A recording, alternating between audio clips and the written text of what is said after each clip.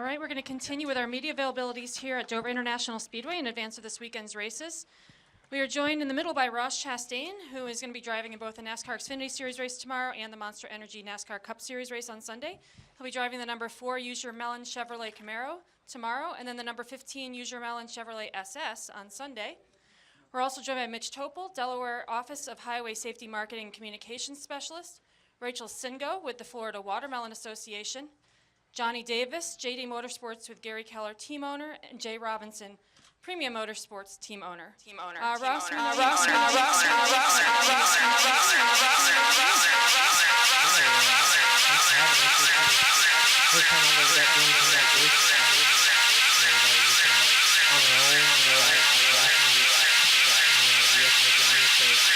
Big step forward for me and him together. And we're proud to say that we will be back in the full car. We definitely built a brand there in Xfinity Series and excited to continue that. I'm proud of what we've been able to do there. It started out, our expectations were drastically different. Both internally, I'd say, and what everybody else expected us to do. So it was proud of what we've done.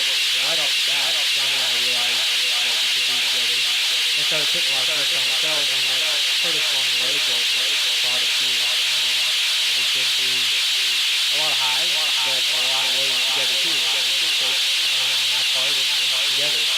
So the fact that we stuck together is really the best part. So we'll be back in the full car. And really the staple of that is in a lot of ways we're known for the watermelon car now. And with the 4-car out of Gaffney, that's the peach area, the peach capital. They got the big peach water tower, but we've brought watermelons there, in the branding form of NASCAR, and couldn't be prouder of what we've done. A lot of people think I'm from Delaware. I spent so much time up here, got here a week before the spring race, a week before the fall race, as well as the week of the state fair. And we're looking to do more next year with some fall festivals and stuff, that hopefully will align with our schedule that didn't work out this time. But, it's so much effort we put into these races, but it's because we believe in the message. It's not a message of just an item, another bottle of something or quart of this or that.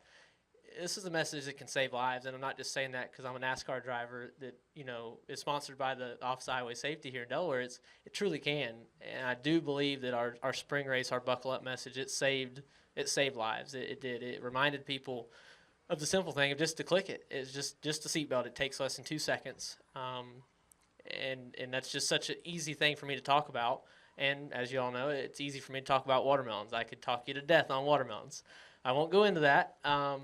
But we've been able to tie that together where it's a race package at the racetrack for 2 weekends a year, 2 weeks, I guess, a spring week and a fall week.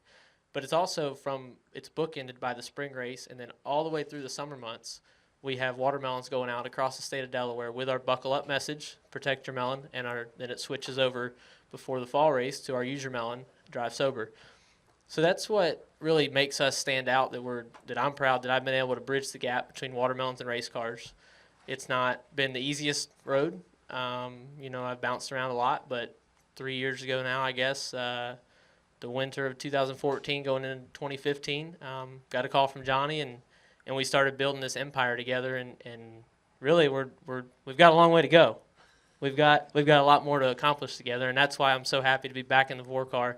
Announce it on a stage like this on a weekend where there's watermelons everywhere. We're reminding people to drive sober, and then it just makes sense. It made sense for us to do it here.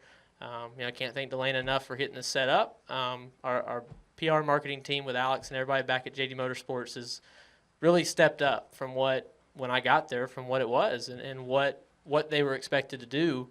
We've raised the bar and we've pushed them, Johnny and myself, to go get us attention, to go get us on TV, get everybody's attention about Gaffney and JD Motorsports, and it's working. And now we've been able to work with Office of Highway Safety for our 2nd year now, and we'll have that back next year. We're working through everything now, and we'll be back with Buckle Up in the spring and Drive Sober in the fall. with our Protect Your Melon and Use Your Melon stickers out across, reminding residents that even if they don't watch NASCAR, which I know it's hard for all of us to believe, but people don't watch NASCAR. And we're getting to them through our NASCAR program. And then they see the watermelon stickers in the stores. And that's just taking it from just a regular old NASCAR sponsorship with decals on a race car to something so much more. And that's what I'm proud of. Awesome. Well, congratulations on the news. We're going to give everyone up here a chance to speak. Mitch, why don't we start with you? Sure. Talk about the relationship with the team, and obviously having Ross is kind of a second home up here in Delaware now because of you guys. Yeah, well, thanks very much. And one thing I could say about Ross, anybody that can bridge that gap between watermelons and race cars has got to be a pretty special person. And it was pretty obvious the other day when I first met you. We were over at AI DuPont Children's Hospital.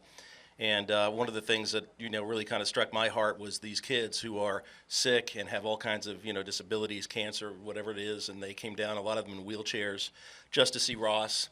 And he took pictures with them, signed autographs, and made himself available to those kids, and it really brightened their day. You should have seen the looks on their faces, just real happy. But yeah, as far as the Office of Highway Safety, we're real proud to be a sponsor of the race, to get the Use Your Melon message out, get people to click their seatbelts and not drink and drive. When we're really thrilled to have Ross as to be sponsoring his car and have Ross on our team. We went and spent some time yesterday at the Dover Air Force Base. They took us up in a C-17 and did a refueling mission. And I was just saying to Ross, God, too bad they can't do that, in the pit stop. But yeah, we're real thrilled to be a part of this, and hopefully the message will get out. We do see our statistics going down. We have fewer fatalities, fewer injuries from 2015 to 2016, and I think in 2016 we had something like 3,369 DUI arrests in the state of Delaware. So we're working with law enforcement and helping, subsidize some of their mobilizations, and we're real proud to do that, and we're proud to be able to try to help save lives. And Rachel, obviously you guys have a very visible partnership with the 4 team. Talk about that and what it means to have someone like Ross that can speak to the Florida Watermelon Association. Well, first, we're a proud partner and always have been. This has brought, watermelons to a whole new level, and we're always going to be grateful for that. But it goes back to such a long time. When Ross started racing, you were 12, and we've been involved since then. And that's pretty amazing. That was on short tracks when we had much smaller crowds. So to see this, exposure for something that we find so near and dear for all the farmers and growers that we represent, go from a couple hundred people at a racetrack on really a national scale is pretty amazing. And we're very grateful to be part of it. Ross is a watermelon farmer, so there's nobody better to represent essentially what we do in the most correct form and understand all the blood, sweat, and tears that really goes into it. And a lot of folks, whether you're a NASCAR fan or not, of course you eat watermelons. So, to help, wanting to be part of spreading a good PSA, there's really no one better to help bridge it. So we're grateful to be along for the ride, and we hope to continue down the road as well. Awesome. And then we'll go over to you, Jay. You have Ross in the car this weekend and a little bit next year. Why don't you talk about working with him and working with Johnny on this partnership? Yeah, we did the first race here with Ross this year, and it worked out really well. Ross is really, even though he's a young man, he's a seasoned professional. He's able to work through the challenges that we all face on practice day and getting ourselves into the race, and then he managed to race really well. Johnny and I have done a lot together for a long, long time, and when Johnny called and we talked about it, I was more than happy to accommodate, and looking forward to this week for sure. And then Johnny, we'll leave it up to you at the end. Talk about what it means to have these partners and sticking around next year again. Well, first off, I want to thank you guys for taking time out of your busy schedules to let us get in front of you and tell you what our story is. It's wonderful to have Jay. Like he said, we've been together for a long time doing little partnerships and different things. My son drove for him after he drove for me. I was very excited when that happened as well. But Ross, let's talk about Ross a minute. In 2014, I'm sitting there at the end of the year, and I'm trying to decide what I'm going to do for a driver next year. And this kid's constantly not been around, but he's good when he's around. And I started watching him and stayed and watched him run the truck races when I normally don't. And started having conversation with him. I'm very excited that he came along to join JD Motorsports with Gary Keller and help our team grow, and he's been a big part. Him and his Florida Watermelon Association and the Delaware Highway Safety Program has been a big part in growing JD Motorsports to another level, and we look for many good years ahead of us to continue to grow and get better. Great. All right, we'll open up to questions here for our panel. If you have a question, please raise your hand. We'll start here with Lee. Lee Spencer, Motorsport.com. Ross, how was your farm affected by the recent storms that hit Florida? We, as far as my father and my brother and me, what we do together, we didn't have anything in the ground. We just do a spring crop. So we'll plant those the first week of January, and those would come in your spring and early summer months across the country for a watermelon. But Melon One, who is a part of the Florida Watermelon Association, they grow watermelons and buy and sell from South America, all the way up here to Delaware, to Maryland, Delaware, here on the peninsula, down in Laurel and the whole area about an hour south of here, and they had a good substantial amount of watermelons in the ground, and it wasn't a total loss, but the eye did go right over their field there in Arcadia, just south of Arcadia. So, and there was other members of the Florida Association that were total loss, and that's just it's part of farming. You do grow extra plants on a normal year, on a normal spring crop especially. People are getting into double cropping, where you actually take a watermelon top and a squash root base and splice it together basically to fight disease. The watermelon root system is very susceptible to disease, and what we're fighting in South Florida, a squash root base can help that. Sounds scary. I'm telling you, it's not.